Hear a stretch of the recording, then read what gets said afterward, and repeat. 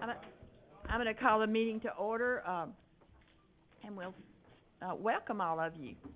Glad you could be here. I guess I will call roll. Mr. Moore got married Saturday night, so he should have been here today. My goodness. Let me start. Let's see. Ms. Parker is here. Mr. Fulbright's here. Mr. Sims is here. Ms. Kinser's here. Mr. Beaver, Mr. Howell, Ms. Morency, absent Ms. Hopkins, and Mr. Atkinson and Mr. Dudley. Mr. Dudley still is in NHC recuperating from a really bad fall and break, so I know you'll want to remember him in your prayers as we stand now and have the Pledge of Allegiance and the moment of silence for Mount Pleasant High School.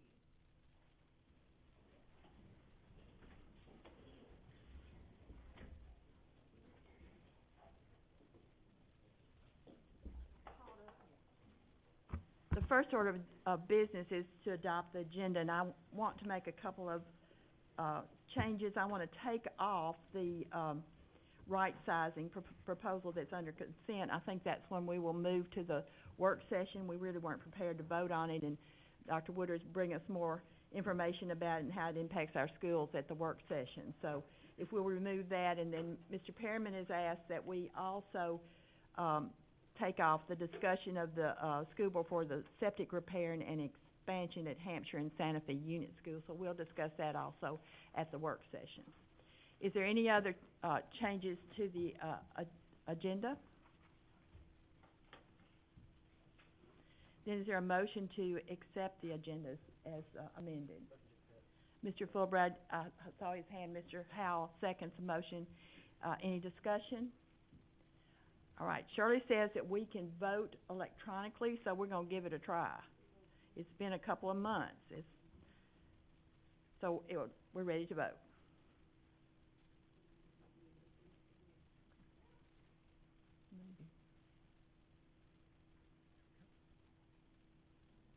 Hey.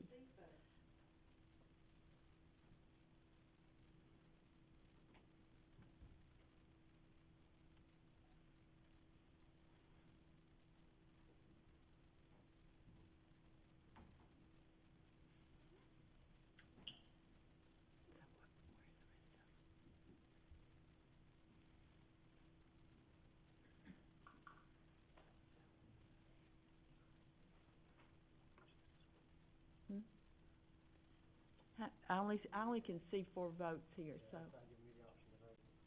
Okay, so Mr. Howell didn't take his vote, so what is your vote? Yes, so that motion passes. Huh? Anyone? Okay. Go ahead and click yeah for Mr. Howell. Mr. Howell should be a yay, yeah. Okay. We're making progress, so that's good. All right, that motion passes. Go ahead. We're ready for recognition and announcements, and so now we have some awards to give out.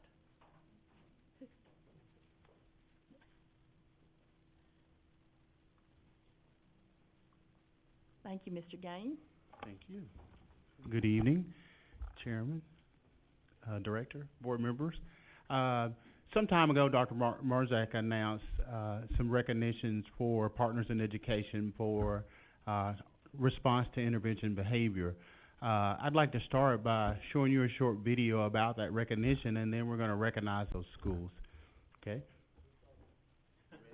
He's swapping over. He's queuing it up.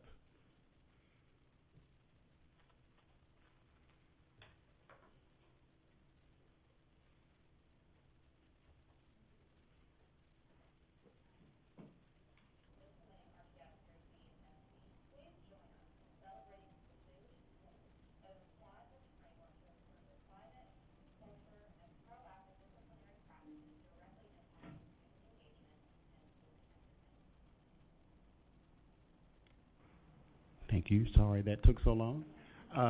We are proud of our schools, and all of our schools have implemented RTIB and install a system, a multi-tier system of supports. As you know, we had RTI on the academic side, but we also have response to intervention on behavior side. Mr. Lang, I think last month y'all passed a board policy about less exclusionary practices, and having this multi-tiered system of support will support that. It gives us other options for students, and hopefully it'll eliminate some of those, eliminate some of the causes that are getting those students to that level where we have to do something else.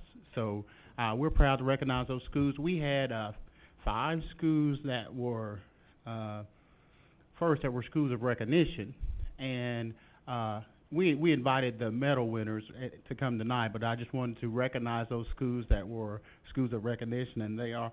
I also want to get my district team to come up. Part of them are here tonight, Laurie Stanton and Yvette Carter. She's actually the lead person on the team. Mr. Lane also meets with the district RTI team.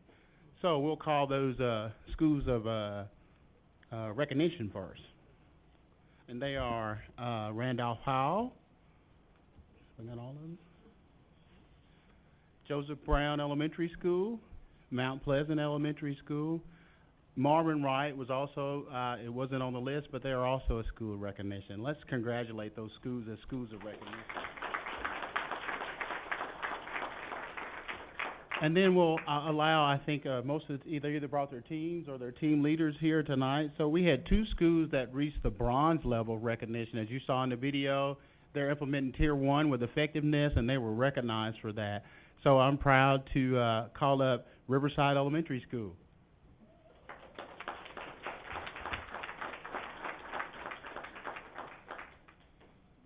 Yay. I just gotta take a picture. Yeah.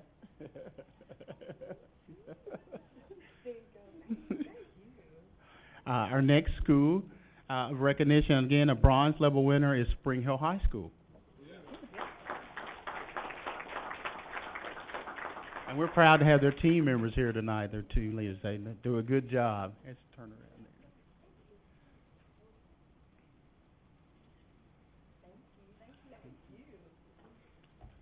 Yes. And finally, we were able to have a school that implemented at the gold level, which means they've implemented Tier 3 successfully. And they only had 3 in the state. Yeah, there were only 3 in the state, and we had 1 of them. So we're proud to recognize Highland Park Elementary School.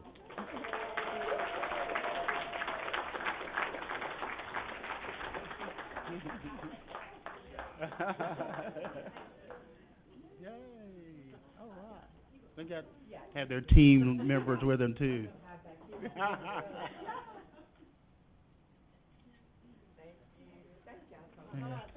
Thank you. I think all these schools will tell you that when we look at, as a district team, when we look at their data, they are reducing the number of office referrals. We know that the first line, when a student has an office referral, they're either waiting to see an administrator, which they're out of class.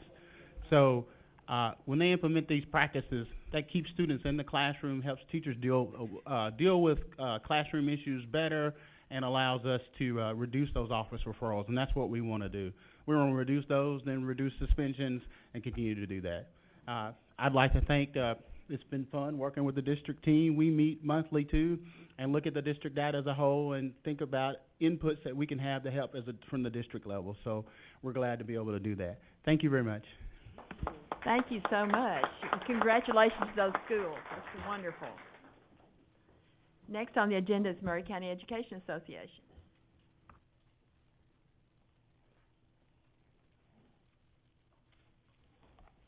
Good evening. Chair Kinzer, Dr. Marzak, and board members. So far it's been a busy month, and we celebrate this being Read Across America Week. And I thank you for always allowing MCA to have a voice before the board, as we do represent over 400 employees in the district. I would like to start by thanking Mr. Scott Lindsay and Mr. Laconin and their staffs for availing themselves on Tuesday, February 11th at Central High School to Murray County employees. Mr. Laconin and his staff continue to answer questions and concerns, not just in regard to the W-2 issue, but also concerns regarding the 2016 calendar year pay, when we switched from 20 to 24 pays and from Zortec to Skyward. Mr. Lindsay shared his plan. I feel like I'm standing on top of this. Mr. Lindsay shared his plan for evaluating sick leave. While there was understandable continued upsets and concerns, I feel like there were some peace of mind was some peace of mind for several employees was available. Prior to that meeting, MCA and TEA surveyed the MCA members regarding W-2 issues. I would like to share with you all the Executive Committee's statement. The Murray County Education Association Executive Committee met at 4:30 Monday, February 10th, 2020. We surveyed our members of the we surveyed the members about over the weekend about the results of the survey, and we respectfully request the following to be considered. The district provide each employee in Murray County Public Schools a $600 net bonus to counteract some, if not all, of the effect of the withholding errors, and the district negotiate with the PECA team a significant 4% or greater across-the-board salary increase for the 2021 school year. I'd like to piggyback on that statement. While I was unable to attend the work session on February 18th, 2020, I did watch it. I would like to address the issue of raises, and I know you all are shocked by that. Ms. Kinzer brought up the idea of raising beginning teacher salaries, and I do believe that it will help us recruit early career educators. I also wholeheartedly agree with Mr. Pearman that we need to take care of our support employees, from bus drivers to bookkeepers, cafeteria support to paraprofessionals, and get them to a competitive wage. As we see other employers around us increase their hourly wages, it has been and will become increasingly difficult to attract maintenance workers, drivers, and paraprofessionals, as well as substitutes. We can no longer kick the can down the road for employee raises, including teachers. While not the entire source of employees feeling valued, it certainly is a huge factor of making someone feel of value. And let's be honest, there's been a lot in the past 4.5 years that have some employees question their value. When we continually discuss test scores as a means to determine raises, we must ask ourselves, have our employees been provided the tools to do the best job to the best of their ability? Well, I will not rehash February's statement that I made because it was long. I do think there is something of value to consider in it. Mr. Hall wouldn't send his workers out to take care of buildings without tools. Mr. Pearman wouldn't send bus drivers out in unsafe buses without fuel. Mr. Parkhurst wouldn't send 2 loaves of bread and a pack of bologna to a school and expect his staff to feed a building full of children. And if they did, would we blame their employees for the outcome? If I hire someone to build a house and I give them a work truck and plans, but send them to site with no tools, lumber, mortar, or just the basics to build a box, much less a home, would you expect the outcome of that home to, what would you expect the outcome of that home to be? Well, you can look at manufacturing and industry and discuss number of widgets and quality of widgets. The basic materials you're starting with are the same and static. Children are not. Well, there will always be in every district, in every school, room for improvement in both growth and proficiency. We must also realize one classroom, one school, one district, and one state can be incredibly different from another, even right down the hall and right down the road. Our raises have been embarrassingly negligible over the past few years. Please take this into consideration when discussion of employee raises arise. And I'm sorry that I'm like speechless today. I've had a rough afternoon with my own son. However, on top of that, I'd like to invite all the board members in the community and county commissioners who may be watching and mayors to the Rally for Education on Monday, March 16, 2020 at noon at Legislative Plaza. I've been looking interestingly over the legislation that is being passed, and a lot of it is passing on state mandates to local education, and we already don't have, they're already not providing the funds for the previous mandates. So we hope to see some of you out there on Legislative Plaza on March 16th. Thank you.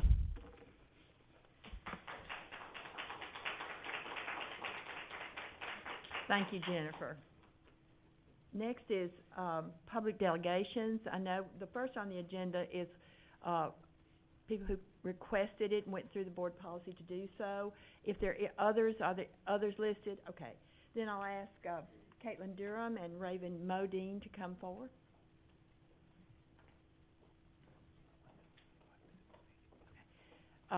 You have 5 minutes.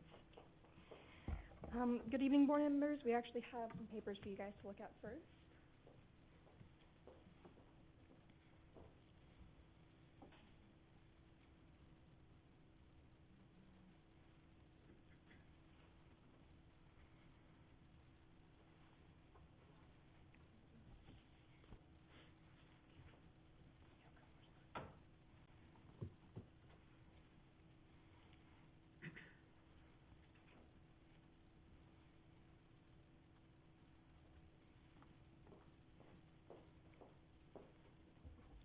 My name is Raven Modine, and unfortunately Caitlin was not able to make it tonight, so this is Brooke Norman in her place tonight. Our goal with this meeting is to address concerns held by the student body, specifically the senior class of Spring Hill High School for the 2019-2020 school year. Jacob Taylor, the #1 ranked student at the SHHS class of 2020, was on track to be valedictorian at his previous school in East Tennessee. Unlike instances of students transferring from other states, the graduation requirements were the same as our own. When called into question, his transfer was not one of intent to become valedictorian, as he had already achieved that at his school at the time. The student body, specifically the senior class, agrees, nearly unanimously, that Jacob Taylor is a young man who not only embodies a strong work ethic and an intense drive for success, but also the moral values set in place by the SHHS Raider Way. This is exemplified in the provided petition of more than 100 signatures, which is the second document attached.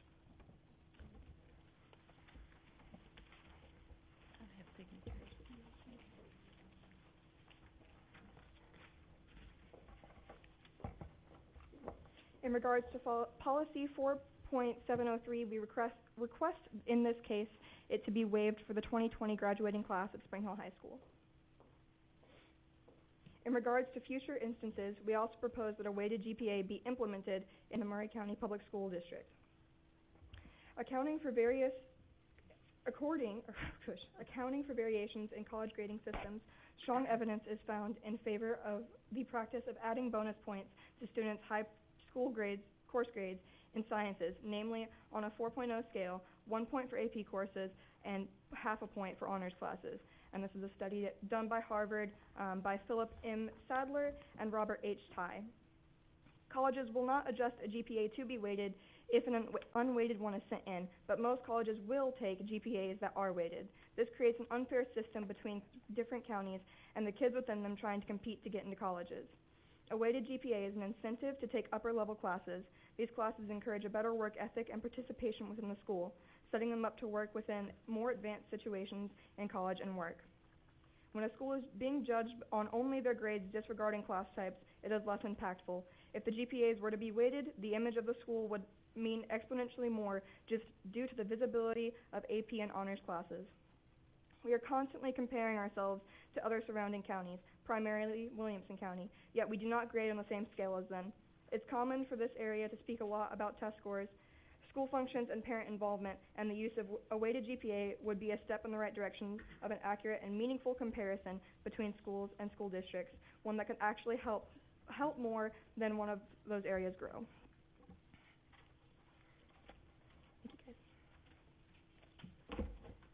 Okay, thank you. Is there any board member for discussion? I don't have anything to say except that I think that it is exemplary that you all have come forward to do this. We are governed by policy, as you went by to be able to do this as well. And I would hope that there be something in the graduation ceremony that can honor this young man for his good work. But this is not new to us. It's happened before and it'll happen again. And unless the board wanted to waive the policy is what it is. No other discussion? All right, then we have no other public delegations. We'll move on. Dr. Jackson.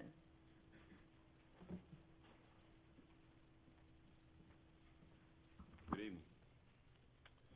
Would like to start first by humbly saying thank you. Thank you for allowing us this opportunity to share some of the cool things happening at Mount Pleasant High School. Would love to start off first by recognizing the two young men that led us in the pledge this evening. To my left are senior Nick Renfro and senior Clark Hill. Clark Hill is current student body president of his senior class. Nick is former vice president for FFA. Both of them are wearing their FFA jackets tonight, and I'm very proud that they're standing alongside me tonight.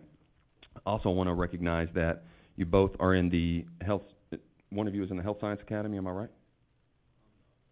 Nick, are you, which pathway are you in? Engineering pathway, okay. I'll get to that point here in a second. The gravity of the two presentations that I just heard is not lost on me. So my highlights here are going to highlight the works of teachers that are improving the lives of kids daily at Mount Pleasant High School. and is my purpose here today to celebrate them and the students that are doing the work alongside them. So first off is new coach, Coach Carney, who has led our boys basketball team to a semifinal Region 6A berth. They play tomorrow night versus East Robertson at Richland High School. He's done an incredible job in his first year, new to the community, new to the school. Please wish us luck. Second, I would like to highlight the work of our dance instructor, Abby Murphy. Ms. Murphy, alongside her partner, Ms. Molly Anderson, who works at the middle school, this past Saturday, they held our first ever I Heart Dance Festival. And this festival will grow on to great heights, I can already tell you, where we look to encourage other counties to come down to Mount Pleasant to participate in the I Heart Dance Festival. But this is part of that Courage to Create vision that we have. These two have totally led it. It was a big success. I'm very proud of them. I'd also like to represent our Future Farmers of America program. Our ag mechanics took second place overall in the district at the competition that was held in Santa Fe this past weekend. But I specifically want to highlight a first place finish by senior TJ Bridges, who could not be with us tonight because he's headed to Martin Methodist to sign his full ride scholarship, where he and his twin, Kimmy Bridges, both received full ride scholarships in the same week. It's been an exciting week for the Bridges family. And he received first in the three-way switch competition. Also, first place by Gracie Rose McNabb and Robbie Cummins for their land elevation surveying. And that kudos goes to our own Mr. Tony Grooms, who has been part of the Mount Pleasant community for a very, very long time. Did I exceed my time? Okay. Tommy, just grab me, man, when I've exceeded my time. And I'm halfway done. We'll wrap up. I also want to recognize the work of Ms. Terry Thornton, veteran teacher at Mount Pleasant High School, and her FCCLA group. That's Family Career Community Leaders. They won two students, Kimmy Bridges, who I just named earlier, full ride scholarship to Martin Methodist. Kimmy Bridges and Phoebe Hurt took first place in the Small Business and Entrepreneurship category at the Regional Star event. And this work is exciting for us because it's the first time that we've had a coffee shop in Mount Pleasant that's student-created, student-run, student-driven. They presented on that capstone and received first place for that project. So big shout-out to Ms. Thornton. Next up is Mr. Anders, again, veteran administrator. He leads our construction pathway. Mr. Anders is not only building an incredible tiny house that, if you have not seen, is in the final stages of development with interior design happening right now, but just earned 18 more OSHA certifications today. That puts him at 54 for the year by himself. Industry certifications is something that we take very serious down in Mount Pleasant. Big shout out to Mr. Scott Anders. Also, our Destination Imagination team, something that Mr. Clark Hill can definitely speak to as he's been a part of this journey for the past several years. Our middle school and high school team competed at the regional level this past weekend, all teams advancing to state. We also had an elementary school that was involved in the process. One of their projects advanced. That school did not advance. This is a third grade team that has a very bright future in front of them, but our middle school and high school teams both advanced to the state competition. Big shout out to Miss Audrey Bryant, who leads that program for us. She's out of Mount Pleasant Middle School. And also Miss Alice Stoffel, who's our veteran multimedia teacher, our librarian, who teaches our multimedia class.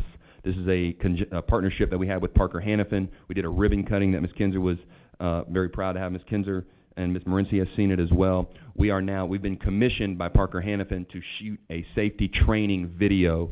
So Parker Hannafin has been pushing in and working with the students to create this video that we are now in the process of producing, editing, and will soon be distributing, that Parker will send out worldwide. Thank you guys for this time. I truly appreciate it, letting us speak about the cool work that are happening at Mount Pleasant High School. Good job. Thank you so much. Always good to hear the good work that's going on, especially tonight after the comments that Jennifer made about teachers and to celebrate their good work. Next on the agenda is new business, finance.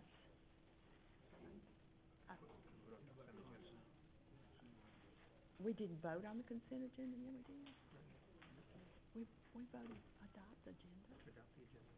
We got to vote on it. I do this every time. I do. I just get way ahead of myself. Is there a motion to accept the consent agenda as presented? Ms. Parker moves.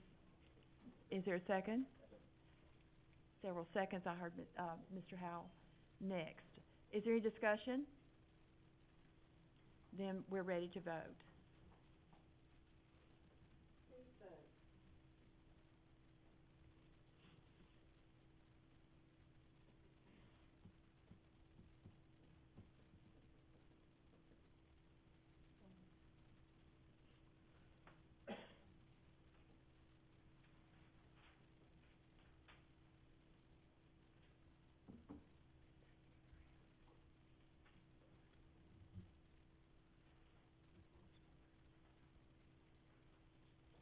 She's telling us.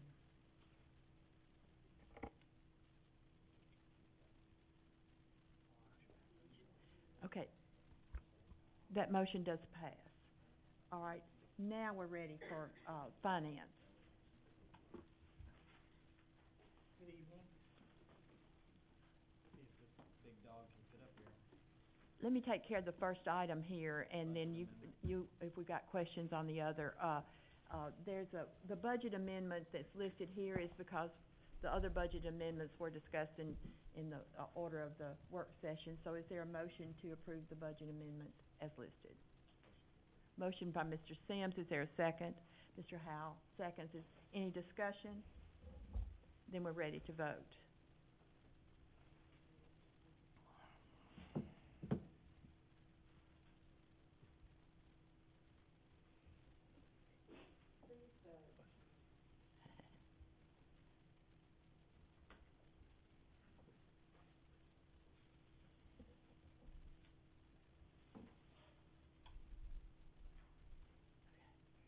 Okay, that motion does pass.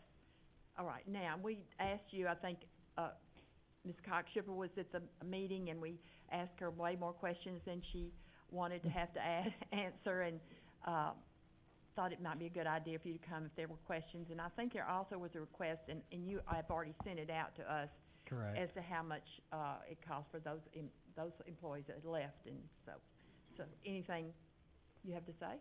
What's Well, first, I guess I would like to just open it up for any questions. I am prepared to answer questions. Also, I remember in addition to the W-2s, Shifra had said that Mr. Sims would like a budget estimate, so I have that as well. So I can answer questions, or I can... You might start with just telling us, have things somewhat leveled out? Are you getting a whole lot more, how's things going? Things have leveled out. I mean, when the initial error occurred, it was a lot of communication, a lot of input, a lot of emails, a lot of phone calls, and we've been able to handle all of the requests and answer and provide solutions. A lot of communication has died down, which I see it as a good thing, because it means we either help people or they know what they're doing. So we still encourage anyone to reach out to our department. We don't care how long it's been. We're happy to help out and provide guidance in any way. And we're still working through this process with the CPA firm and reviewing everything that was done. So we don't have a result from that just yet. But I will say that we've gotten a long way since the last time I reported to the school board on that work. Everything's been done in our office. It's just up for review under there to make sure that we did everything correctly. I did get positive feedback saying that the W-2Cs were corrected properly. So we know that it is okay for everyone, and we knew this a while back, but that all the W-2Cs were good to go for filing. So. All right, any other questions from Ms. Morency? Remind me again of the figure that you sent us. Was it 12,000? I think it was 23,877. Okay, 23,877. Is that the total amount that the school board is going to have to come up with? It's already been, no, it's not. It's already been come up with for on behalf of those employees, because when you find an error and you have to file a Form W-2C, you have to correct it right then. So the decision has to be made right then. So those W-2Cs that were amended for the terminated employees, their W-2Cs had to be created right then, Okay. and we had to make the tax deposit for all of the W-2Cs. So the school district has already prepaid for all of the employee, for even the current employees and employer side. So that check has already been cut, so And that what we're was ahead the of the total game. amount of that check? The total amount of the check was $604,000. Now that's employee and employer, Correct. Social Security and Medicare. Okay. And where does that money come from? So we have Social Security and Medicare budgets that still have money left over in them to expend these line items. Because that money should have been taken out and wasn't. And, Correct. and we had budgeted for that amount. We had budgeted for about half of it, because we had half of the year. When we started the budget process, I used prior year numbers and the current rosters to calculate where we would end up with Social Security and Medicare based on that information. So for half of that fiscal year, we were collecting everything correctly for retirement and vision insurance, the Social Security and Medicare that should have been taken off of it. And for the other half of the year, it wasn't done correctly. So we half budgeted for this. I hope that makes sense. We half, Half okay. budgeted. So for now it. my question is, and where is the other half coming from? Where is that money? Is that coming out of fund balance? Under my budget estimate, it looks like we are going to end up being okay in most every line item except for instruction. So, it depends when we get to the end of the year to see where we're at the end of the year, if it comes out of fund balance or not. And you will see it in, the budget cleanup amendment that comes through the school board. So, maybe I'm not following, so Mhm. you're looking at different line items throughout the budget to pull this money from, is that what, Every single department has its own Social Security and Medicare budget. okay? Some of them are performing better than others because if you have turnover, then you create a flow of budget. And if you don't have any turnover and we had budgeted attrition there, then you don't have any overage. You actually are projected to come in over. So what we do at the end of the year is every year we have to clean up the entire budget, even supply line items, contracted services, other costs, capital. And so we do budget amendments to level everything out. And if we can do that without having to touch fund balance, then we end up coming out okay. Okay, one more question, I'm sorry. Mhm. Which budget should this have been taken out of? Was it last year's budget, the 2018, So, 2019? Half of it. Half of it. Half of it. yes. So, and it wasn't taken out, so that would be, that money would have gone into the fund balance, is that correct? That money did go into the fund balance. Went into yes, fund balance, because it was technically, I guess, half of it was part of our surplus. okay. Yes. Okay, I just wanted to make sure that we knew Mhm. where some of our fund balance came from, Yeah. and shouldn't have been there, correct? Well, the employer and the employee have to pay all of the Social Security and Medicare, so whether we pay it now or later, it's still being paid, so. Well, I understand that, but it should have been paid out of last year's budget. Half And of that, it. half of it, and that, part of that was in fund balance, was the reason Correct. that we had, okay, just, Correct. thank you. Anyone else? What did Mr. Sims, did you bring something for him? Yeah, I did a budget estimate to see where we would come out at towards the end of the year. It's very early, but really what I'm looking at in this is the personnel items, because there are some contract agreements that are upfront costs that you expend 100% of and then you never touch the rest of the year. So what I'm looking at today is that I kind of project for the 141 fund a $1.5 million deficit as far as expenditures. I expect for us to go over in expenditures, and the majority of that is in the instructional line items under salaries. That was due to, I got the rosters today. We took a look at how many people were in each individual school, and we came up to 1,382, and at the same time last year we were at 1,341. So 28 of those positions were our Battle Creek positions that are built in there, but we budgeted $800,000 less due to attrition, and if you don't have that attrition and you increase your enrollment and you don't have turnover, then you end up kind of going upside down there. Now, that's not the only thing that impacts these numbers, but it is mainly the instruction and office of principal, with other departments offsetting that. The good news is that our revenue is overperforming, and I think that we'll be okay. I think that the $1.5 million deficit that is expected to happen on the expenditure side, the revenue will outperform and should bring us closer to zero, so, for our operations. So that's, I also would like to announce that the audit was released it was February 21st, 2020, and the fund balance, we use a beginning fund balance on all of our reports. And when audits occur, there are audit adjustments that adjust your numbers for that fiscal year.